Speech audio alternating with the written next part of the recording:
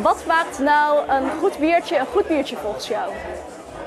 De smaak en het schuimlaagje. Dat maakt het een biertje echt lekker.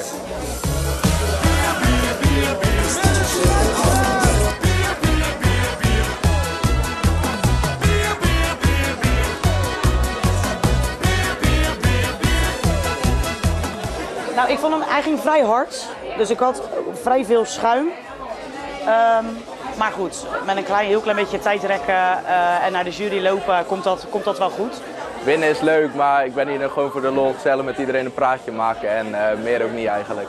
Ik verwacht niet dat ik win. Oh, het is niet fijn werken zo. Het is echt te klein die bar.